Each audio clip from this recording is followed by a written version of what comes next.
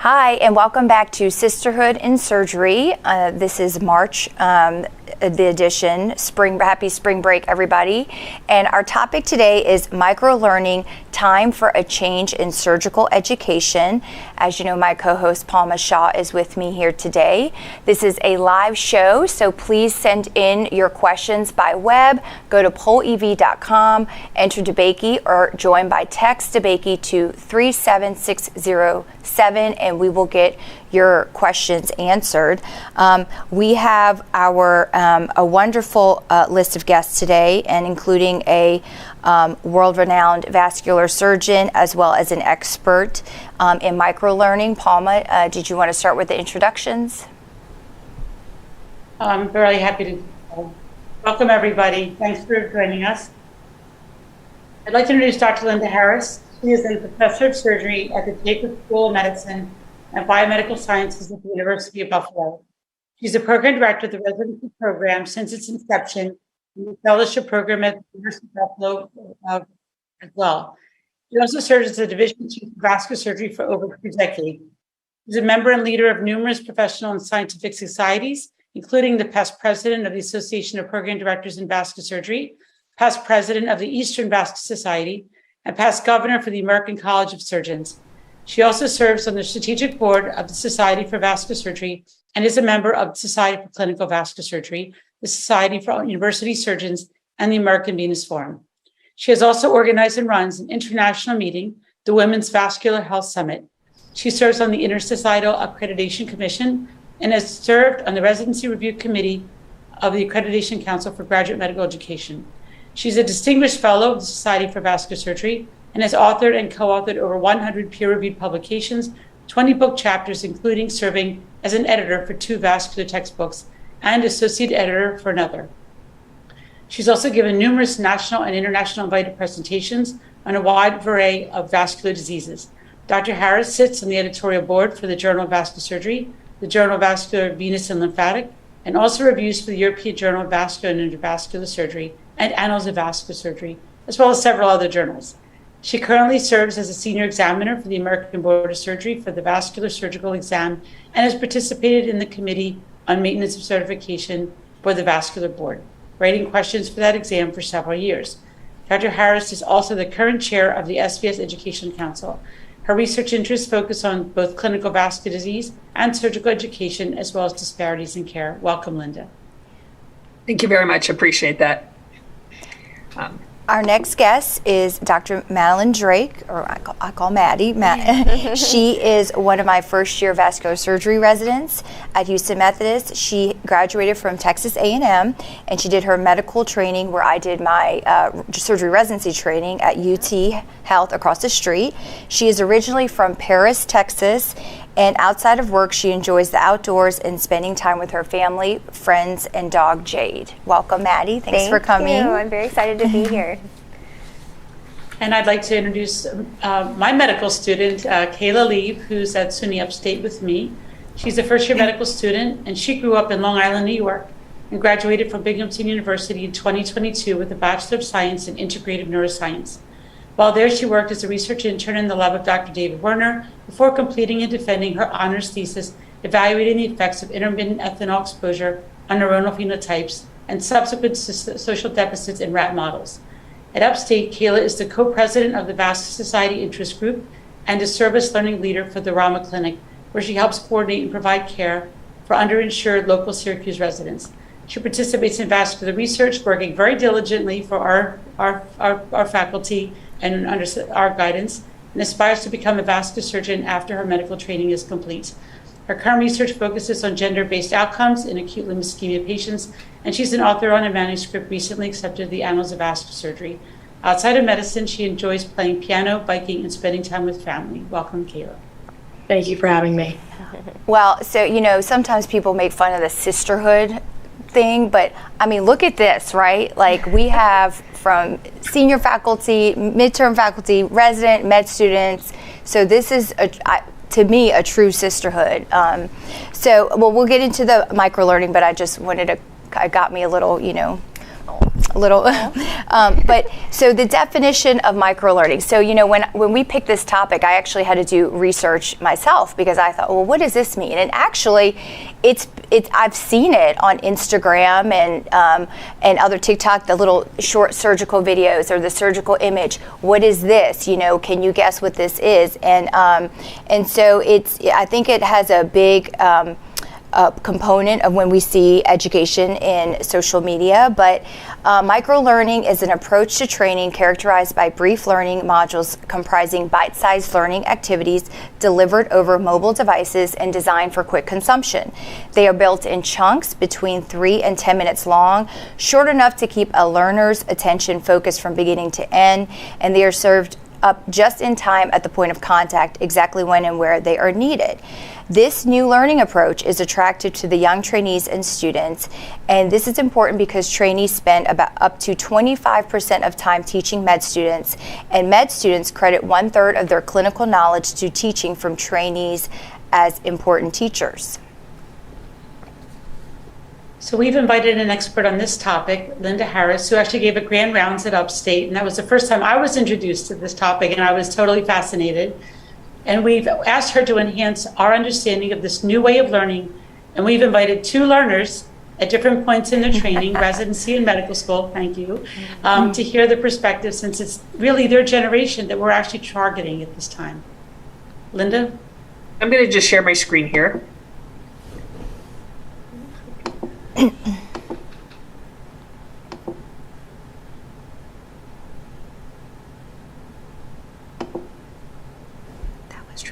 Here we go. So basically, I'm going to talk about briefly microlearning and why we need to have a time for a change. And as you already heard, microlearning is delivering education in small bite-sized units. And it's accessed when and how the learner chooses to access it rather than the teacher. And ideally, there's only one specific learning objective or concept with each microlearning. So why do it? When you sit in a lecture hall, our attention span, and this is not just the millennials, this is all of us, is about 18 minutes max. So think about the times you sit in a lecture. Many of us have sat in grand rounds for an hour long. How long does it take before you start tuning out, looking on your phone, or doing something else, or fall asleep? If you have breaks every 15 minutes, you can rebound up to about an hour, and you have to have a break every 2 to 3 minutes. So the way we've been doing surgical education for eons here, with a minimum of an hour-long lecture and often several other lectures following that, we're putting people to sleep and losing their attention. So again, why microlearning? It works. 17% improvement in knowledge. They've done studies where they show that learners actually spend an extra 40 minutes a week on their own studying when they do it. It's also the choice of at least 50% of millennials. So if we don't do this, we're not meeting the demands of our current learners. It's also less resource intensive and costs less to produce than traditional classes. So again, why microlearning? If you go to the standard lecture, you will lose 80% of the knowledge within a month. Who likes that? That makes no sense. So, I'm spending time putting together an hour-long lecture, and most people forget 80% in a month. That's not worth anyone's time. So this is why we need to change. So how do we enhance retention? It's repetition. And this is where microlearning comes in. So if you repeat it time and time again, the retention is improved. So benefits, again, it promotes peer-to-peer learning, as we just heard, medical students and being taught by residents, senior medical student to junior, less time to consume, increases engagement of the learners and knowledge retention. You can do it on the go. So even for people who are older, like Dr. Shah, myself, and Dr. Lee, when we're sitting there waiting for the operating room to start, and you know how they always start on time, you almost have at least 10 to 15 minutes every time, and we all have our mobile little computers with us. If you have a microlearning, instead of sitting there playing games, you can actually learn something in that short time. Again, it's self-paced and enables personalized learning. The biggest problem with it is we have to learn how to do it, because we as faculty have not been brought up to teach this way. So we have to learn. It's out of our comfort zone. It's not how we learned. And it's also not as in-depth. So we do have to work on the in-depth knowledge, but it'll stimulate people to go that way. And this is just some examples of some of the different things that we have that are types of microlearning. So the SVS LMS, Vascular Surgical Education 2021. Houston Methodist has a lot of videos that are that way, as well as YouTube. Audible Bleeding podcast, which many of you may have heard. B-Score, Rutherford, JVS has some parts that are like that with their abstracts and VSAP and Pegasus lectures. There are a lot of things that are going that way. Social media, Facebook groups and Twitter and all those different online methods that we have. There are a lot of things we're not doing yet, like gamification. There are ways to make games that are educational. We haven't gotten there yet, but this is just a list of some of the things that we have and where we could go. Geofencing is an idea where you might decide everyone at a certain level needs to learn something, and you could automatically push the information like to do ultrasound guided access prior to angios. No one in Vascular has been doing this yet, but that's something that we could learn to do and push it out all as one group. So that's basically a brief snapshot of what microlearning is and why we want to go there. So Linda, thank you so much for describing that to us. Have you been able to integrate this in your training program to date? Have you made changes in your day-to-day education there? We do. So, for example, when we do our grand rounds, number one, we don't have a person standing up at the front of the room lecturing at all of us. We sit at a table and we constantly have a discussion. So when the person's presenting, there's a back and forth. So while it go on for an hour, and also our lectures are never more than half an hour, or very rarely more than half an hour. And if trainees are doing it, the fellows or residents, they're 15-minute chunks of a presentation. That way there's a changeover. And I've been pushing the general surgeons to start doing some of the same, using things like Poll Everywhere, which you guys are doing is great because you can get the audience involved. So anything that you can do to say, okay, guys, what do you think? So what do you guys think so far about the microlearning for the medical students and residents? Do you think it's something that we should be doing more of, or do you like the idea of the 1-hour lectures? I think that's an easy question. Definitely not more of the 1-hour lectures, certainly. And I think we are the perfect population for this. We're limited on time. We need those kind of short, quick information, things that stick.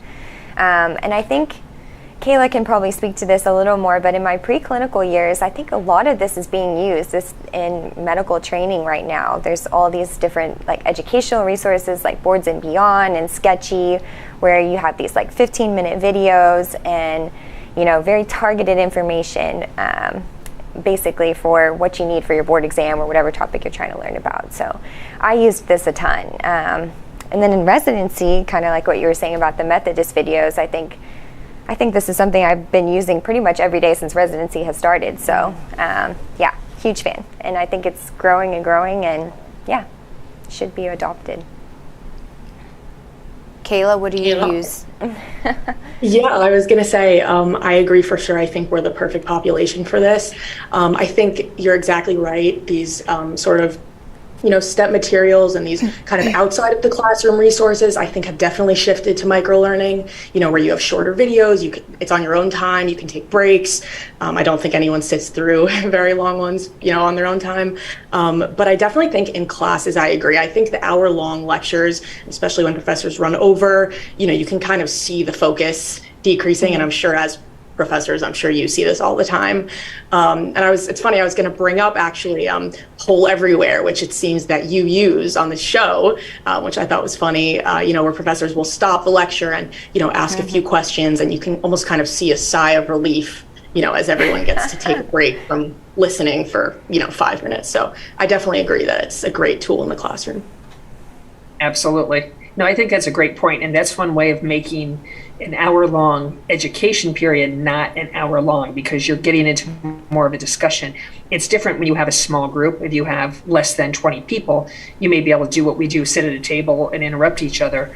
But if you have a large surgical residency where you have 80 or 100 people, you can't start picking on each other in the same fashion. But using the electronics, you can absolutely have discussions that way. And Linda, did this start, when I was doing my research, did this start in the corporate world? Like, how did microlearning come about? It was corporate. It's been going on for quite a while. It's just we have not really seen it in the medical field about the last decade. And part of that is that's just not how we learned. I mean, I don't know how you learned, but I had from morning till nighttime lectures. Yeah, we were in all day long, and it was not the ideal way to learn. In our didactics and residency, it was definitely hour-long lectures, one after the other, because typically you have your didactic day. And so you'll have several hours of didactics. And that's still not the best way to teach. Now, if you're going to have several hours, you have to have breaks. You have to get people involved in discussions so they don't fall asleep and tune out. Yeah, that was residency. It was all day Thursday morning from 7 a.m. to 10 or 11. Oh my goodness. So, I mean, it started off with grand rounds, but then it was then it was just, you piled on, and it was all in one day to make it easy for everybody, you know, because everybody's on different services, clinicals, and the attendings have cases. But yeah, it got to be where probably by 10 o'clock, everybody was like not really paying attention. Well, that's kind of the point, is what you want to do is have physical breaks and have mental breaks. So not have lecturing but have discussions. Use things like poll everywhere, get up and go for a stretch. Do something so it's not just droning on. Linda, are you integrating this in your meeting, your Women's Summit, this model of short talks and interactive conversation? Our longest talks are about 15 minutes, unless we have something really unique, and we really do try to incorporate discussion. I think there are a lot of things to go around to the audience, and I've seen this used in a number of different larger venues where the moderator will get down and go around to the room and ask questions, and that's a great way to do it, because then it's no longer a lecture so if you're the moderator, taking the microphone instead of waiting for a person to come up and walking around and say, what do you think? What do you think? It is a great way to get people involved, and it breaks up the monotony, keeps people awake and engaged. Do you think, this is more towards Maddie and Kayla, that you've seen an increase in this type of learning since COVID? Because you're not in the hospital. I mean, Yeah. Now that you say that, yeah, definitely. I mean, we were banned from lecture halls for like a year at least. So yeah. Absolutely. So were your lectures online? Or they were more online, and some of them were purely canceled and self-directed learning in these kind of ways. Okay. Yeah, absolutely. Kayla? I agree. I was in college when COVID happened, so I can't speak on med school before that time. But yes, very lecture based, and again, when you're sitting in front of a screen, if anything, I'm sure you can imagine it's worse. At least when you're in person, you have the interaction. And I think, since then, I think there has been implementation of this, YouTube links, and there are a lot of great online courses and, interactive websites. So I think professors have kind of understood a little bit that students need more of that interaction and kind of that kind of learning. Yeah. I think the biggest issue that we have to work on as faculty is, number one, not just making our own lectures into microlearning, but also helping the learners figure out which microlearning are good quality. Because I can go on YouTube and see a video of almost any operation I choose, but some of them are not really good. It wouldn't be what I wanted to learn. True. Like the ones. Now you can go, and not to pat you on the back, but Houston Methodist does put out good video. So if it's by Houston Methodist, it's going to be reputable. The SVS puts out a great video. Some of our regional societies do the same thing, like Eastern Vascular has some. But if you just search for carotid endarterectomy, you may find someone from anywhere in the world. It might not be a vascular surgeon. They may be doing things a little bit, and so you just don't know what you're getting as quality if you're a learner. And that's where we have to figure out how to help guide people to the right places. Yeah.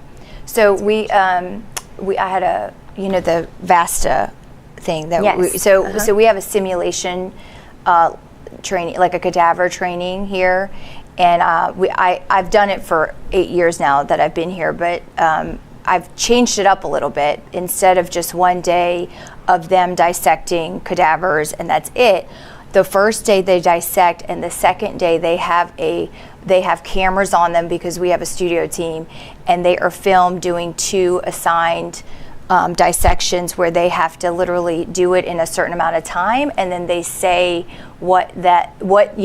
identify the anatomy, and then we go over that with them.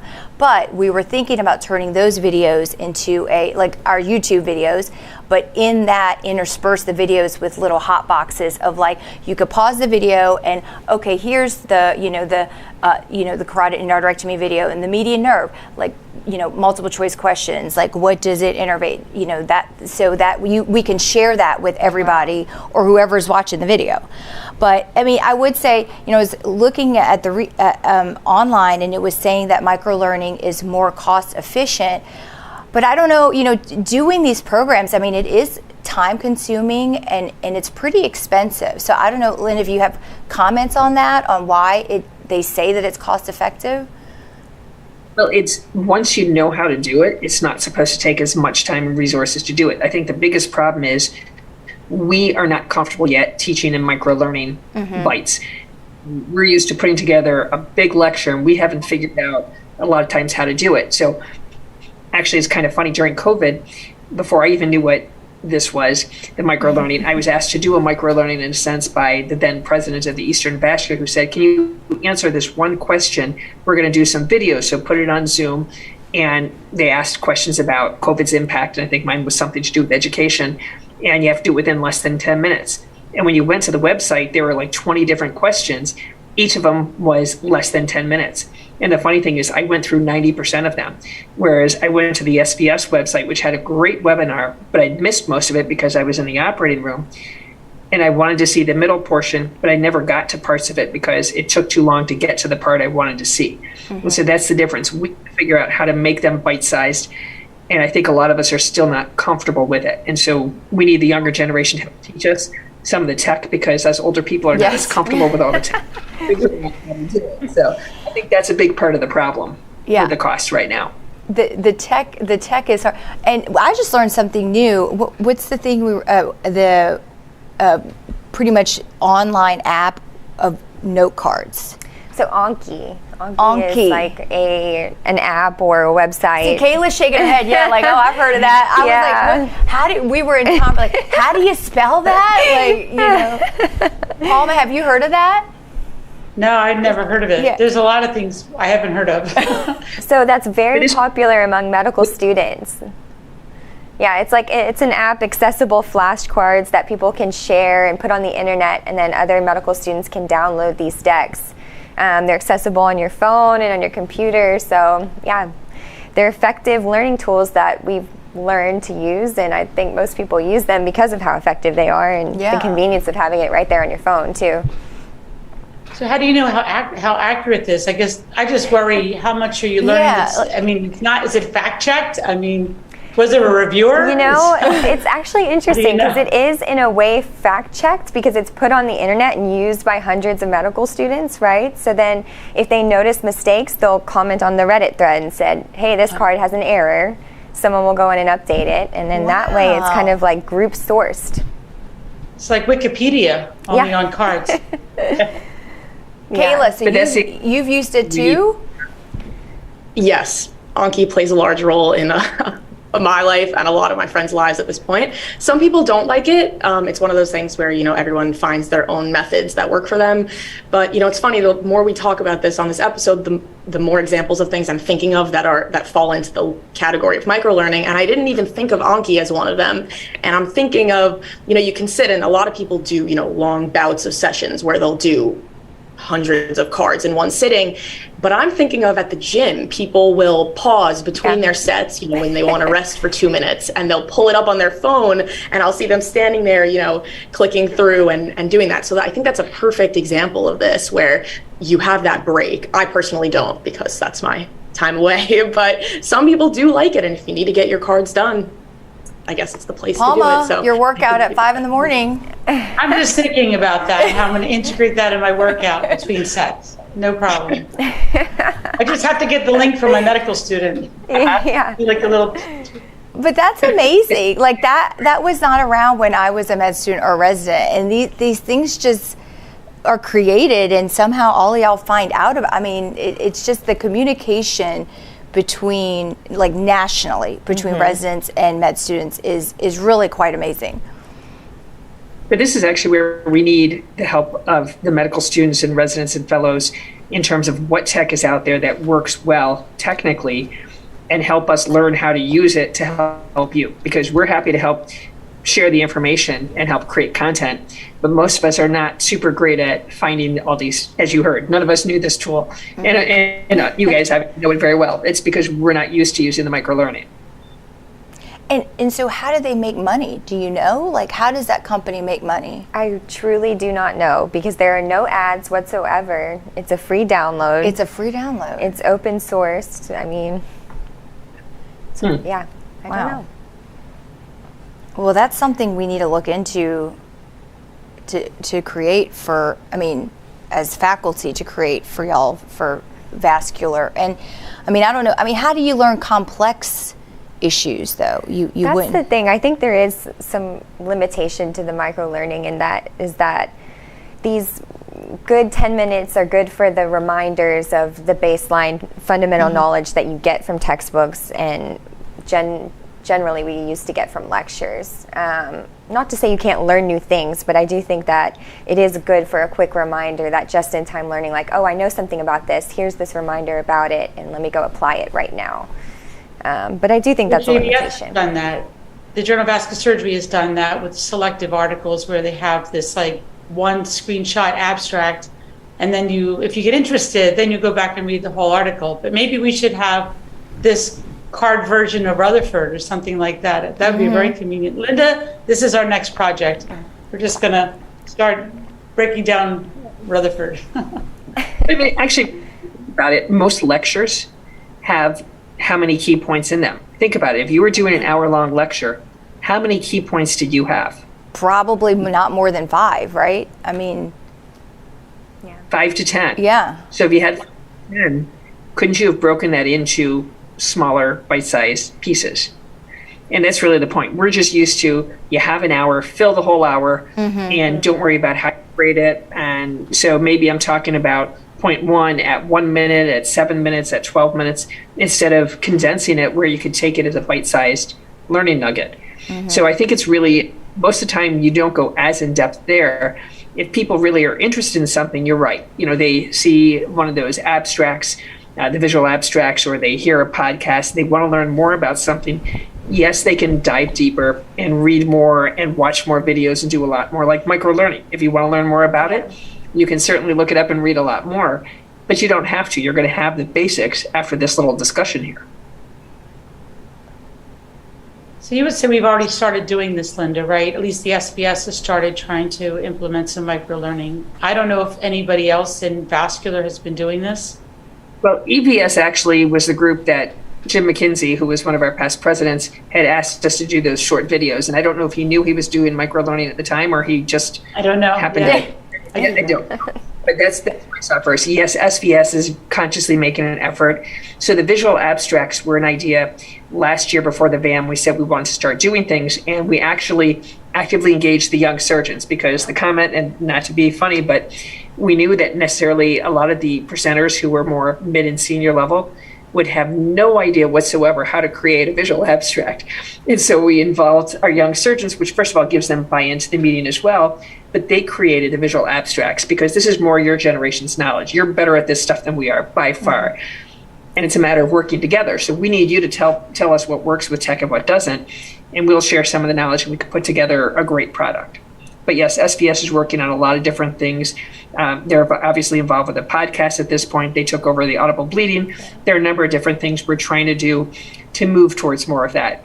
I'm not sure the VAM is quite there yet. The VAM has made changes, but we still have our major meetings. And part of it is to make sure people get breaks, because lecturing for hours is still not going to be great. Well, yeah, I was actually going to be the devil's advocate and say, well, what about our national meetings where you're in scientific session for a very long time? You know, how do you balance, well, allowing someone to present their hard work, you know, on stage, but also where the audience isn't, you know, falling asleep? So I'll actually give a shout out. I've gone to Keith Calagaro's meeting in Philadelphia a couple of times now. He does a really good job of this. He does a meeting that's a day and a half, but he holds the microphone, and your presentations are no more than 10 to 15 minutes, but he comes down the aisle and puts the microphone in multiple people's faces with, what do you think? And even during the presentations, during some of them, you're supposed to stop and say, okay, what do you think here? What do you think there? So he really tries to get the audience involved. And I think that's what you have to do, is you have to have more of the discussion. And that's kind of like what we do for our grand rounds and presentations, where we stop halfway through and get people's opinions. Instead of me lecturing, partway through, I'll say, Pama, what do you think about this? And Kayla, what do you think? And so we'll pick on each other and have a discussion instead of a lecture. And not only that, you never know when Keith is going to give you the microphone, right? So he's walking around, and I went last year, and I'll be there this year, and I'm very excited, and I love the way he runs that meeting. I think it engages everybody. Exactly. And it's basically some micro-learning. So even though you're sitting in a room for a long time, yes, you take some coffee breaks and that sort of thing, but it's engaging the audience. You're not just lecturing at. And that's what we have to make sure we do. And sometimes I think what we do with now using the text to screen is probably not the way to go. It may have been better when we physically got up and went to the microphone. While text to screen is great, because if you're uncomfortable getting up in a large group, you can feel comfortable asking a question. You're not physically moving, and you're not really having as much of a discussion. Yeah, I could see that. Another meeting, I don't know if anybody's been to Gulf Coast. Y'all probably haven't. No. Gulf Coast Vascular Society. Friday is fishing, but then Saturday is the meeting from 7 to noon. It's in New Orleans, and they usually invite like an expert panel. They give their lectures, but then in between, they med students and residents give case presentations to try to stump the expert panel. And it's such a great meeting, because it's the PowerPoints are meant to be, okay, HMP, this happened. Well, what would y'all do next? And then they go to the panel, right? That resident. So it gives the resident a chance to present and meet, senior faculty, but also the audience is engaged, because they're like, well, we wonder what are they going to say? Are they going to get stumped? So, I mean, it's a great meeting. But yeah, I mean, I never thought of it as micro-learning, but it's micro-learning because it's breaking it up into little segments. Yep. And case-based learning is great, because when you're talking about real patients and real situations, you remember that a lot more than, okay, let's memorize the carotid anatomy. That's memorization. And you start wondering, a lot of what we test, I mean, I still think we have to work on how we're testing people too. We have little computers that we all walk around with. So why do we have to memorize everything and repeat it on a test? What we really need to know is, why is it important? How is it used? So you have to understand, what a beta blocker is. Do you really need to remember the doses of all the beta blockers? Come on. I mean, there are things that we have to change in our field, and we're not quite there yet, but I think we're going in the right direction. So what about the concept of leading with questions rather than the facts? I mean, it's a different way of learning. Do you see that being used, Linda? I think that's a great way to do it, to ask a question to begin with. Anything that gets the audience or the participants involved, breaking it up. If you're going to do lectures, you can't just lecture for a long time. You have to stop, ask a question. If you're in a small group, you can have discussion. Larger groups, things like Poll Everywhere, and there are other online sources you can use for that too. But something where the listeners can actually get involved is really important. So do y'all study with each other anymore? Like, because when I was a med student, we would have study groups and literally talk about, like, just verbally talk about, okay, this is the, microbiology or whatever it was. Again, I can't remember anymore. Right? You say it's okay to lose 80% of the knowledge, so I got, yeah. But I mean, is there... That's a really good point, actually, I hadn't thought of, because a lot of the resources we use for micro-learning are videos that we usually put in your AirPods or your headphones and kind of watch independently. Yeah. And then do the little flashcards afterwards. That's kind of an independent topic. So in that way, it doesn't facilitate as much conversation, but still effective in its own way. But yeah, that's an interesting point. I never thought about that. Okay, I mean, do y'all have study groups, or is that no longer a thing? I actually feel the same as Maddie. We also kind of do the same, I think, with using a lot of these YouTube videos and Anki and all these resources, I think it makes it easier to kind of study on your own because you have these resources that are testing you. But I know, definitely there are some things, especially like applying gross anatomy, going to the lab, and this is what we're doing in our medical school level. I'll go with my friends and we'll test each other and ask second order questions. And that's kind of how we learn the hands-on material. So I think it's a combination of both. But I think it's also a change just in communication styles. So when you start looking at generations, my generation and your generation for the faculty, we would talk in person or on the phone. We didn't have cell phones to text, right? That's true. Now, my kids, everything is text. I mean, my kids taught me how to text years ago, but they text, they email, they Snapchat, they Instagram, they Twitter. They don't get together physically and talk as much, and they certainly phone calls. Come on, who does a phone call? It's a different generational approach to communication. So when we're saying, well, you don't get together and talk, they're doing what they do to communicate. They're communicating electronically like they do with everything else. Yeah, everybody always has their headphones on. So, you go in the resident room and you're screaming because everyone has, they're like doing their list with their headphones in. I don't know if y'all are micro-learning or what you're doing, listening to music, but I'm always like, hey, I'm hello, some conversation, please. Yeah. And what about team competitions for learning? So, I was thinking of the Pacific Northwest Conference, which is in May. And I don't know if you've been there, Linda, but they have this kind of a lot of trainees go, and they have this like kind of competition, and they team up, they pair up, and they kind of compete amongst it's really fun, actually. And I guess the theory is, even though it's a competition and it's about learning and they kind of compete, who knows this? It's like they ask questions and somebody has to describe the answer or something like that. But that's a great way. I mean, that's one of the things that was on that list, which is gamification, but making learning fun. Who said it has to be like work? So, we did this actually when I first started in the Young Surgeon. I was the chair of the Young Surgeons in the Eastern Vascular a long time ago. And one of the first things we did was Vascular Jeopardy for the trainees. So we created this Jeopardy game for all the residents and fellows who came. And it was supposed to be an enjoyable, fun thing. And we actually gave some prizes for the winners and all that sort of stuff. But there's no reason that everything has to be work. Why can't learning be fun? Because it wasn't fun the way we did it? If you look that way, I went through this, so you have to go through it. That's ridiculous. This is where we all have to be more mature and say, you know what? Some things are better in a different fashion. That's why we now have the 80-hour work week. If you worked more than 100 hours, was that a good thing? In general, no, it wasn't. So that's why we've gotten rid of that.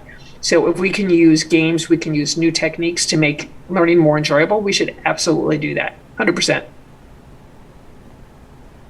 And I guess I read something where the e-learning development process is focused on content, but microlearning depends heavily on context. Do you have any thoughts about that? I think it is a lot of context. We're trying to change how it's being delivered. That's really what it is how are you delivering the information? And it has to be, as you've heard from our medical student and resident, when they want it, whether it's on the treadmill or in between classes or wherever it is, they can pull it up when they want it, how they want it. So if they want a video, they can watch a video. If they want to see an abstract, they can see an abstract. If they want to listen to a podcast, it's whatever works for each person, because that's the other thing. You may be a visual learner. Maybe I'm an auditory learner. If that's the case, I'm going to listen to a podcast and you're going to watch a video. They're different techniques. And just because it works for me or works for you doesn't mean it's the right for the next person. So ideally, we have all these available in multiple different methods or mechanisms so people can choose what works best. So Kayla's going to choose her best choice, and it may be totally different than the next person. And it's really whatever is for each person. I guess I was thinking we're trying to get the young generation to join more societies and come to our meetings. But if they can just stay home and just log on to something electronic or go through the internet, they may not be interested in traveling to the meeting and spending the money. So I think we have to change the way we're doing things. Well, the meetings are starting to change, but I think the difference is you can't the meetings, the biggest thing I think about them is the ability to network and to share in a way that you cannot when you're just remote. When we come to the meetings, and you and I were just at a meeting this past weekend of program directors, and the amount of energy and amount of ideas that comes out of those meetings every year, you go back to your own program and you make changes. Now, you can read it in an article, you can listen to it, but we don't get the same out of it as we do in a day and a half of getting together. And it's also refreshing to sometimes get away from work, get away from all the issues that are at home and everything else you're dealing with, and go somewhere where you're working with colleagues who are passionate about the same things you are. So I think it's a matter of really giving the younger trainees and younger vascular surgeons an opportunity to get involved and having them help us to do it in a way that they like. So maybe our meeting will change. Maybe we're going to have different formats instead of multiple presentations the way they are now. That I can foresee happening, absolutely. What do you guys think for our trainees? Any thoughts? How do we get you to come to our meetings? I love attending the meetings. I think exactly what you said. There's an element of networking that is missed if you're virtual. And the camaraderie and meeting people from different places and hearing ideas and bringing them back. Yeah. So I think trainees and med students love to go to our meetings. I think the big barrier is just financial restraints, Absolutely. right? I mean, even for SCVS, my flight to Miami, which is only an hour and a half away or 2 hours from Houston, is $600 for some reason. And that was me buying it 3 months in advance. So, I don't know how we could solve that problem of keeping the cost down, because again, these meetings are expensive. They're held in convention centers that cost money. But I think I know for my residents, that's a big barrier. And for GME to allow them to go. Yep. I think you're right. I think those are big issues. The cost is absolutely an issue. And if the program doesn't support it, the trainees aren't going to be able to go. And even if the program's willing to support some of it, it's not just the cost, the time away, and how do you balance everything. I don't have the perfect answer for that. Is your meeting still hybrid, Linda, this year? It is. So the Women's Vascular Health Summit, it's one of the meetings where I think being hybrid is really important. And one thing I was saying before we got on this call is we need to be kinder to each other. One of the problems, and I know I felt it, is when you go to a meeting, if someone has to leave early, you always would feel like you were being guilted by everyone. How could you dare leave early? And we have to look at this differently. We all have a life outside of medicine, and we can't necessarily give up the entire time for the meeting. If we can get there for the part we can get there for, that's extremely important. So, some people can't travel because of the cost or because of the time issues. They have something else going on. There is a virtual option. Now, are you going to miss out on some of the networking? Absolutely, because there's nothing like having the time when you're really isolated away from work to talk that you're not going to get online. But we will be virtual as well as in person. Kayla, you were going to say something? I was just going to say that as a medical student, I definitely understand, going back to the financial aspect of, finding the funding to go to these meetings. But I will say that I thinking about attending these conferences and, the thought of having activities and having I'm sure there's a lot of discussions to be had in all these talks, having them broken up, I think incentivizes students a little bit more to find that funding if they know that they'll be going to a day that, instead of sitting for a few hours in a row and listening, might be broken up with discussions and conversations or, little competitions or things like that. So I definitely think there's more incentive for medical students to find funding if there is maybe more of a degree of microlearning and, included. I've seen a change. I mean, just with Top Gun competitions, right? The popularity of that, and then adding on, I don't know if I should say this or not, but at Southern, Ben Pierce is probably going to kill, but at Southern they did the Top Gun competition, and afterwards there was a nighttime activity. I was not there, was so sad. I didn't fly in. Again, like Linda Harris was saying, I try to go to meetings as minimum as possible because I have a life outside of this job, but they had all the previous presidents of Southern compete with each other in Top Gun to see who would win. And to raise money, whoever wanted to go, including med students and residents, gave $20 at the door, okay? and they had That's not, they, good. they did it for the first year. Apparently it was a hit. I mean, why would it not be a hit, right? I would pay $40 to see Church Up, you know, like Gilbert and Sternberg, like fighting it out or whatever. But yeah, that raised money for the society, and it brought in the Top Gun trainees, and y'all got to see, you know, how fun, you know, senior faculty can be and how involved, I mean, and that sort of brings people into the meeting and the society, and, you know, want to be a part of like the vascular surgery, you know, sisterhood pretty much. So that was a great idea. I like that. yeah. You know, anything to make it more fun and more enjoyable. And one of the other things, you know, it would be nice if it wasn't, the cost wasn't just really the registration. I think, as you mentioned, Yeah. one of the biggest issues is travel cost. And that's something that, unfortunately, we don't have a lot of control over. If you have to take a flight, you have to take a flight. And they keep changing prices as well as times and everything else on us. Hotels or a place to stay, there are things that can be done where maybe all the different meetings should look at alternate housing that's less expensive for trainees, where maybe you have a Best Western or Red Roof Inn or whatever that's not far away that they could go to instead of the conference hotel, which is obviously a lot more expensive. Very expensive, yeah. Many of them don't have registration, or it's pretty inexpensive for trainees. So I don't think it's usually the registration for most of the meetings. Right, it's the cost of going there. But you know, I mean, y'all are so resourceful. This is like off topic of microlearning, but during interviews, right? Like, don't y'all say, okay, it's y'all all get to know each other on the interview trail, and people get together and get an Airbnb or rent a car together, or drive together, and through I don't know, y'all must have an app or some sort of WhatsApp chat, but I mean, that would be a good idea for meetings, is to connect who whatever trainees are going, and probably you know some of them because you've either interviewed on Med Student Trail or whatever, and probably you could get like an Airbnb or share a hotel room or something like that. And that would probably be a great idea. I don't know. I'm going to task Maddie to put that together for at least for the Southern meeting. But I think there is a good communication between residents. Yeah, we do some of that. I mean, I was virtual for my interview season, so we didn't have as good of a connection as some of the people who traveled together and all of that, which sounded very fun, but expensive, of course. Right. But yeah, they stay in touch with each other and all of that. So. Yeah.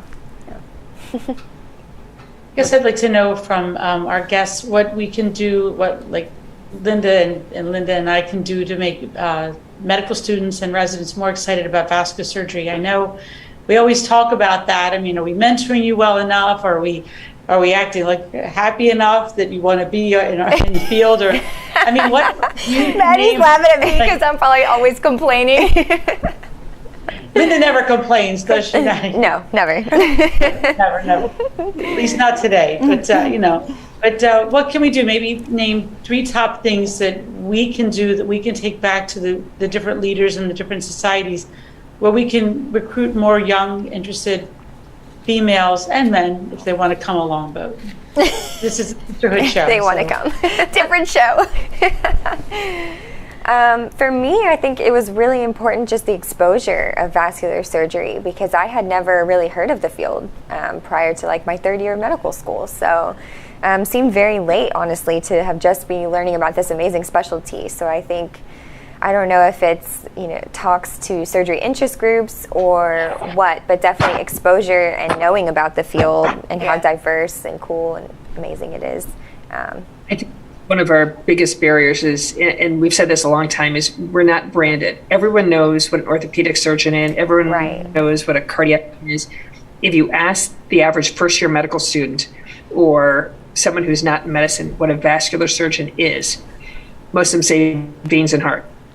They have no idea all the other stuff that we do. We don't do the heart, obviously, but we do veins, but we do a lot of other things.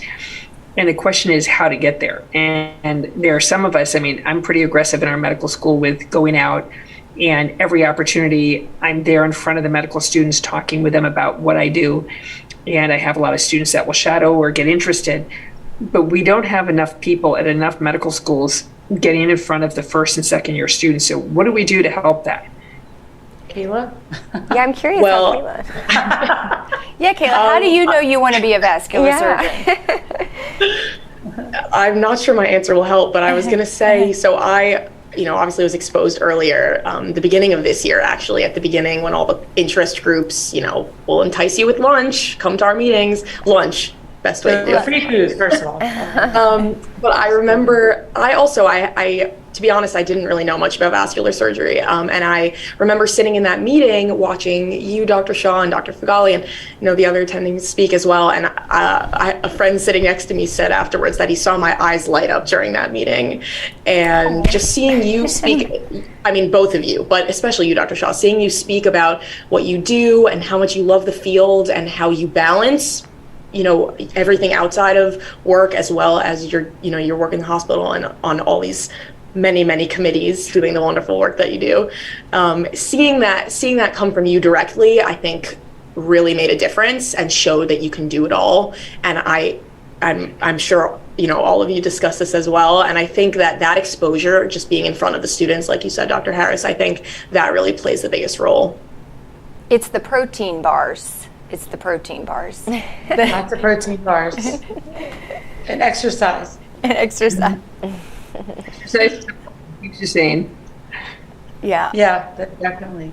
Well, I mean, we definitely need to multiply, or else we will be taken over eventually. So, but I mean, this is great advice from both of y'all to get this incorporated into our learning. I mean, but yes, Dr. Harris is right. We need help. Like I still don't know how to spell that app that you're talking about. You're just going to have to text it to us. Yeah, text it to it. Call. You can just text. Yeah. So we're young surgeon groups in all of our, and that's one thing I've actually kind of instituted when I was at Eastern Vascular and the program directors. I actually put residents on each of our committees, and we need to do more of that because you guys know things we don't. We can't guess how you like to do things. We're a different generation. We have different styles. There are things you're better at. There are things we're better at. So we have more experience in some ways. So sometimes you'll have an idea and we'll go, nope, that's not going to work. Already did it, failed. But sometimes you're going to come up with an idea and we're going to be sitting there going, so how the heck do you do that? Sounds great, but we don't know how to do it. And we're going to ask you to help us do it because you're so much better with this new technology. And it's not just tech savvy. It's just different ways of doing things than what we were brought up with. So we need to learn. And most of us in vascular surgery, one of the reasons we all go into it is we like change. We just don't always know how to do it. So we were able to morph when the endovascular revolution came around. Otherwise, we'd be gone. Mm-hmm. But we don't understand this part yet. And the education part is we're still learning. We're still learning how to teach better. I think we outreach to the pre-medical students as well. I had a college student shadow me. She knew someone who knew someone that knew me. And so she came and shadowed me and she says, I was thinking about doing pediatrics, but now that I spent a day with you, I'm thinking, I wasn't phased for 1 second when you did this exactly debris mon on a foot in the clinic. She says, it didn't bother me one bit. And so she's like, I'm thinking I might like vascular surgery, imagine. So. It's not hard to get people excited. I mean, we've actually done some outreach, which multifactorial purpose is going to some high schools and teaching kids a little bit about vascular disease. That's really an easy thing to do. We were doing that and then COVID hit and it got a little derailed. But part of it is we need to teach people about vascular health and vascular disease. First of all, to help hopefully decrease the pandemic that we have, but also to get people interested in our field. We have to do better job branding because people don't know who we are and what we do and how wonderful it is. And so we need to work more on all of this, clearly. Great points. So I don't know if there's any closing comments anybody wants to make because we're getting close to the end of the show. We'll let Linda finish. She's our expert. So Kayla, do you want to make any comments about microlearning or being a vascular surgeon or whatever you want to say? Nothing major to add, but I think this is wonderful, and I think this is a great direction that learning is heading, whether it's in medical school. From my perspective, it seems like it's kind of heading in this direction in a lot of fields, so in a lot of aspects. So I definitely think this is the right way to go for future students and us as current students. Yeah, I agree. I think we've been the beneficiaries of some of the people who put the work in earlier, honestly, for some of this microlearning. I think we do have a long way to go for sure. But yeah, thank you guys for having me. It was, this whole sisterhood thing has been Yeah. just awesome. So it's been really fun conversation. Well, thank you for coming. Of course. And Dr. Linda? Harris? I would kind of a plea to two groups. For the more senior people out there, we need to be willing to make a change. And for the trainees out there, you need to help us make that change. So you need to help us learn what to do to help you, because we don't know all these tools that you have. We're willing to help put in some of the work to change our style. But there's no reason you can't help drive it. So if you come from a program that's still doing an hour-long teach at you, go to the program director and say, hey, we talked about something different. Can we try it? It doesn't mean you don't get the same amount of education. It's changing the style of education. So we need both groups to push it from both ends. And thank you for inviting me as well. This has been wonderful. Well, it's our honor and our privilege to have all of you and take your time out of your evening to be with us. It's a great topic, and maybe 10 years from now, we'll all be microlearning. We'll all be experts. All right. Good night, y'all. Thank you. Good night. Right. Thank you so much. Thank you. Bye.